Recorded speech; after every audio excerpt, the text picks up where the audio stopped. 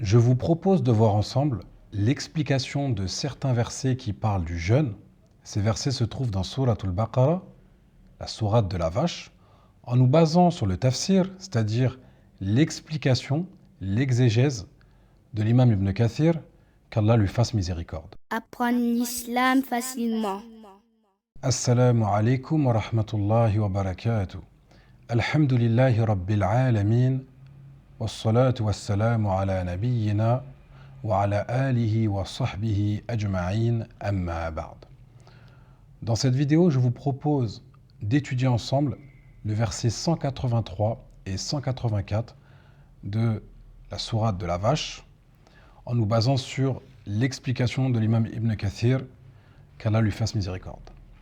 Allah Ta'ala dit dans le Coran, au verset 183 de la sourate de la vache, أعوذ بالله من الشيطان الرجيم يا أيها الذين آمنوا كتب عليكم الصيام كما كتب على الذين من قبلكم لعلكم تتقون. Ô vous qui avez cru, le jeûne vous a été prescrit comme il fut prescrit à ceux qui vous ont précédés.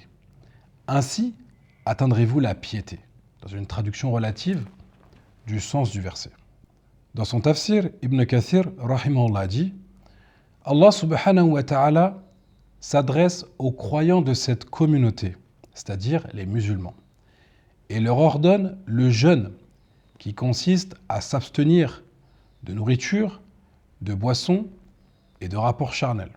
Comme vous le savez, lorsqu'on jeûne, il est interdit du lever de l'aube jusqu'au coucher du soleil de manger, de boire et d'avoir des rapports charnels.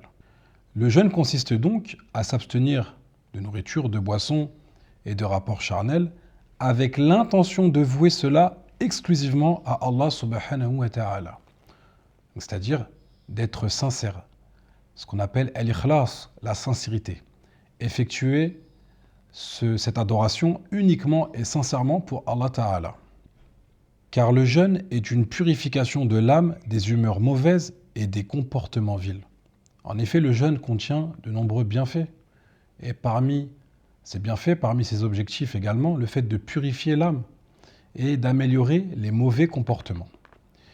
Il mentionne qu'il leur a imposé comme il l'a imposé à ceux qui les ont précédés. C'est-à-dire que les communautés avant l'islam, avant les musulmans, les communautés précédentes, Allah Ta'ala leur avait également imposé le jeûne, mais le nombre de jours et la façon de jeûner étaient différentes. Wallahu a'lam.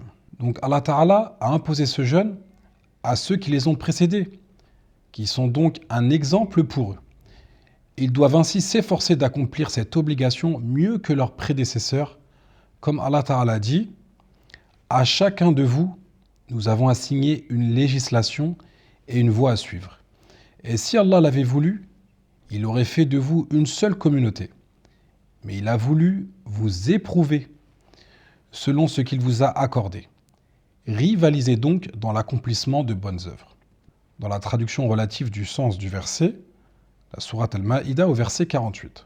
C'est pourquoi il dit ici « Ô vous qui avez cru, le jeûne vous est prescrit, comme il fut prescrit à ceux qui vous ont précédés, ainsi atteindrez-vous la piété. » Dans une traduction relative du sens du verset. Car le jeûne purifie le corps. Effectivement, parmi les bienfaits du jeûne également, ça permet au corps de se purifier, de se reposer. Le corps qui est habitué toute l'année à manger, à digérer, les organes toute l'année sont habitués à travailler activement, ça leur permet de se reposer et leur donne un répit. Et cela réduit les voies de Satan.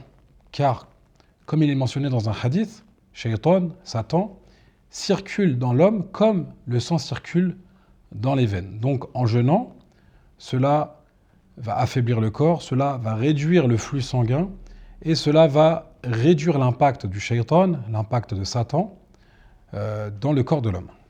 Ainsi, le messager d'Allah sallallahu alayhi wa sallam a dit « Ô vous les jeunes, celui d'entre vous qui en a les moyens, qu'il se marie, car c'est ce qui est de mieux pour baisser le regard et préserver sa chasteté. Et que celui qui n'en a pas les moyens jeûne, car cela sera pour lui un bouclier. » Et on avait déjà vu ça dans une vidéo sur ma chaîne, je vous remets le lien en haut de votre écran, on avait justement étudié, on avait parlé de ce hadith. En effet, le prophète sallallahu alayhi wa sallam recommande aux jeunes qui ont la capacité physique et financière de pouvoir se marier, de le faire, afin de baisser le regard, de se préserver. Car il est connu que les jeunes, pour les jeunes, ce qu'on appelle la shahwa, le désir, ce désir est plus fort chez les jeunes. Donc il est difficile pour un jeune de rester célibataire, et de manière générale pour toute personne, mais encore plus pour une personne jeune. Donc il est recommandé à quelqu'un qui est jeune, s'il en a les moyens, les capacités, de se marier afin de se préserver. De se préserver et de baisser le regard et d'assouvir son besoin, son désir dans ce qui est permis en se mariant. Et dans la suite du hadith, le prophète alayhi salatu wassalam dit que celui qui n'en a pas les moyens, c'est-à-dire qui n'a pas la capacité, il n'a pas la possibilité de se marier, alors qu'il jeûne, car cela sera pour lui un bouclier. Comme on l'a vu, quelqu'un lorsqu'il va jeûner, ça va affaiblir son corps et ça va baisser sa shahwa, ça va baisser son désir et ça va lui permettre de se préserver jusqu'au jour où, bi-idhnillah, par la permission d'Allah Ta'ala, il aura les moyens, il aura la capacité de se marier et il pourra se marier. Nous passons maintenant au verset suivant, le verset 184. Allah Ta'ala a dit أياما معدودات فمن كان منكم مريضا أو على سفر فعدة من أيام أخر وعلى الذين يطيقونه فدية طعام مسكين فمن تطوع خيرا فهو خير له وأن تسوموا خير لكم إن كنتم تعلمون. Ce jeûne devra être respecté un nombre de jours limité. Celui qui, malade, s'en voit empêché ou qui se trouve en voyage, jeûnera plus tard un nombre de jours équivalent. Ceux qui en sont capables, mais sans dispense, devront nourrir un pauvre pour compensation.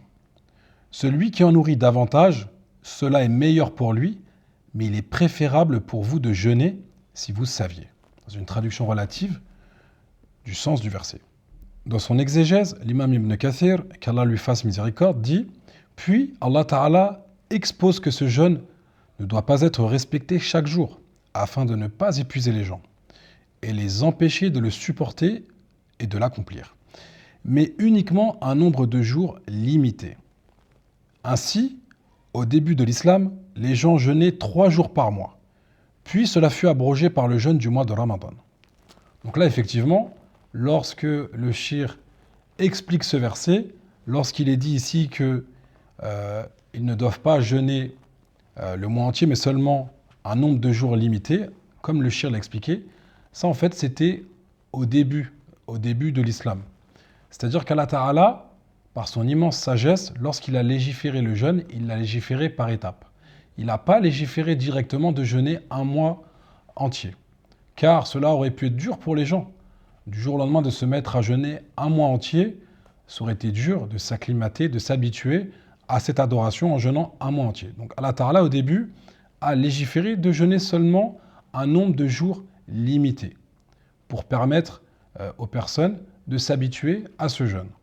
Puis, par la suite, il a abrogé, c'est-à-dire qu'il a annulé ce qu'il avait légiféré pour le remplacer par quelque chose de meilleur en légiférant le fait de jeûner le mois de Ramadan. Puis Allah exposa la disposition légale du jeûne au début de l'islam, lorsqu'il dit « Celui qui, malade ou en voyage, s'en trouve empêché, jeûnera plus tard un nombre de jours équivalent. Celui qui était malade ou en voyage ne jeûnait pas dans ces situations, en raison de ce que cela comporte comme difficulté. Mais il rompait le jeûne et rattrapait ses jours ultérieurement. C'est-à-dire que celui qui était malade ou en voyage ne jeûnait pas, et plus tard il rattrapait ses jours qu'il avait manqués. Et ça, on verra plus tard justement que cette permission, cette facilité qu'Allah Ta'ala nous a accordée, c'est-à-dire de permettre à celui qui est malade ou en voyage de ne pas jeûner et de rattraper plus tard, on verra que ceci n'a pas été abrogé et cette permission est toujours d'actualité à l'heure d'aujourd'hui. Quant à celui qui était en bonne santé, résident et avait la capacité de jeûner, donc là à l'inverse, celui qui n'était pas voyageur, qui n'était pas malade, donc qui était résident en bonne santé, alors il avait le choix de jeûner ou de nourrir un pauvre. Il pouvait ainsi, selon ce qu'il voulait, jeûner ou rompre. En quel cas, il nourrissait pour chaque jour un pauvre, et s'il en nourrissait davantage pour chaque jour, cela était meilleur. Et s'il jeûnait, cela était meilleur encore plus que de nourrir un pauvre. C'est pourquoi Allah Ta'ala dit « Ceux qui en sont capables, mais sans dispense, devront nourrir un pauvre pour compensation. Celui qui en nourrit davantage, cela est meilleur pour lui, mais il est préférable pour vous de jeûner, si seulement vous saviez. » Donc là, on voit à travers l'exégèse de l'imam Ibn Kathir, rahimahullah, on voit que au début de l'islam, Allah Ta'ala, lorsqu'il a remplacé le fait de jeûner 3 jours par le fait de jeûner le mois de Ramadan, on voit qu'il était permis, même pour celui qui n'était pas en voyage, qui n'était pas malade, celui qui était résident, qui était en bonne santé, il lui était permis de choisir entre jeûner et ne pas jeûner.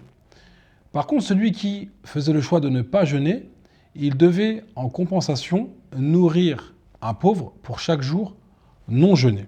Et s'il en nourrissait davantage, alors cela était encore meilleur pour lui.